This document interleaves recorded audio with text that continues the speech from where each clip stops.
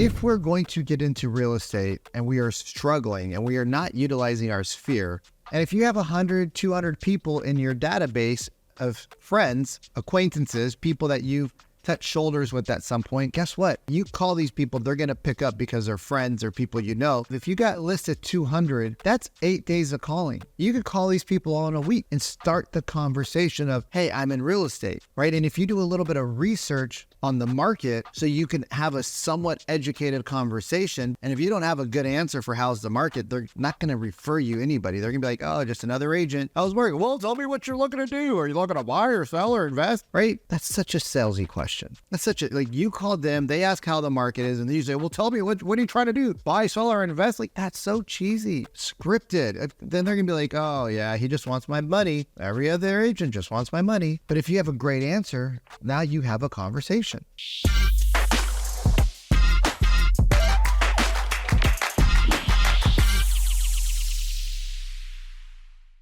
I wanted to share something that I think is really important. And I think it's something that agents take for granted.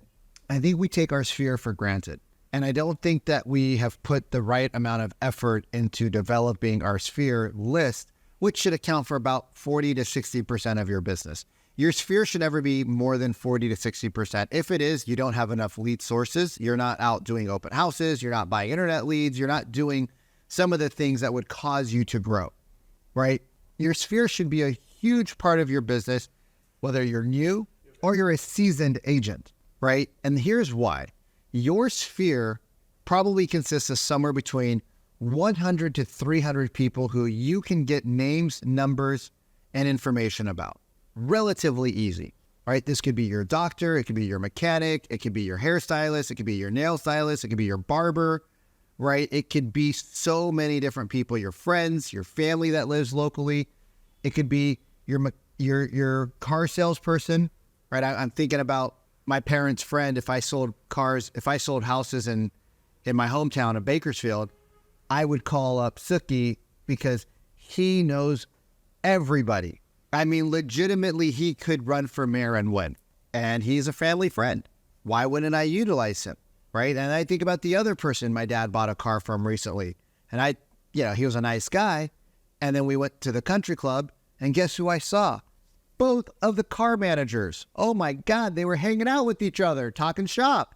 And everybody in there had bought a car from one of these two guys in the last 5 years, Mercedes and Lexus, right? Like, everybody in that room had bought a car from these two guys almost.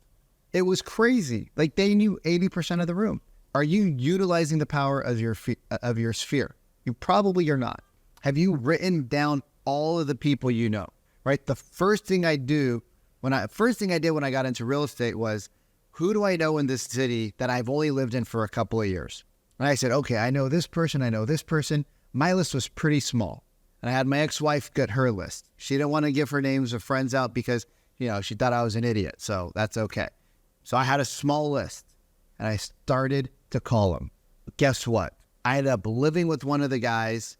I ended up selling him a condo, right? He referred me to probably 7 people, and he was a huge catalyst in my beginning stages of real estate. The reason why we don't call our sphere is because we don't really know what to say. We don't know how to add value. We don't know how to create a relationship with them that's now business versus personal. And we don't want to sound salesy because we don't want to be like, hey, the greatest gift you can give me is a referral. Hey, do you know anybody who... No, but we can call our friends up and just be like, yo, what's new in your life? Because that's a very common question. Hey, what's up? What's new in your life? Oh, nothing much. How about you? Oh, well, I actually got into real estate. Oh, really? Yeah, I got into real estate. It's pretty cool. Like, I really enjoy it, and you can have a conversation. And if you have 100, 200 people in your database of friends, acquaintances, people that you've touched shoulders with at some point, guess what? You make 25 contacts a day, right? You call these people, they're going to pick up because they're friends or people you know. You make 25. If you got a list of 200, that's 8 days of calling. You could call these people all in a week and start the conversation of, hey, I'm in real estate, right? And if you do a little bit of research on the market so you can have a somewhat educated conversation, because they're always going to ask, how's the market?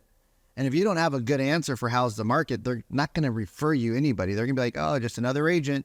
How's the market? Well, tell me what you're looking to do. Are you looking to buy or sell or invest?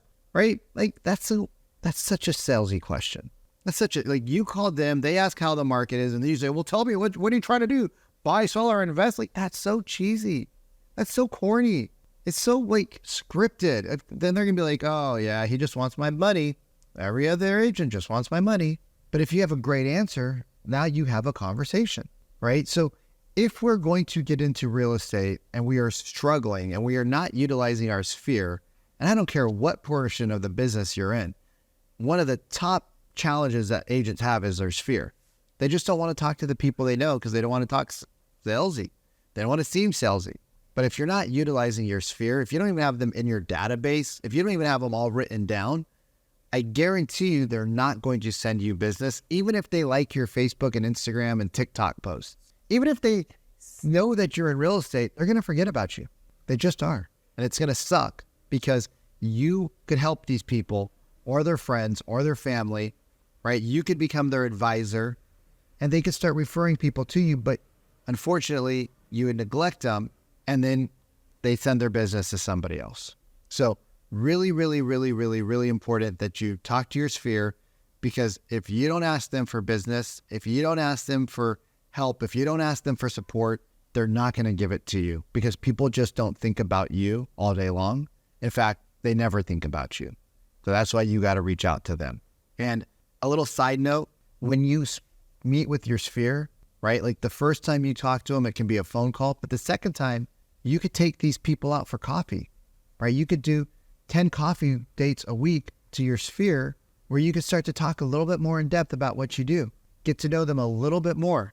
And when you do something for them, like take them out to coffee, the law of reciprocity kicks in where they're going to be like, oh, wow, she took me out to coffee. We had a great time. Maybe I should try to find her a referral, right? Not everybody's going to think like that. But some people are like, oh, how do I help them? Oh, they were so nice. They knew actually what they were talking about. Wow, they seemed like they really were excited about this. How can I help them, right? So if you start to do that, you start to grow a sphere-based business with a process. Not just, oh, I only work off of my sphere because you don't have any other thing to say and you don't want to sound like, you don't know what you're talking about.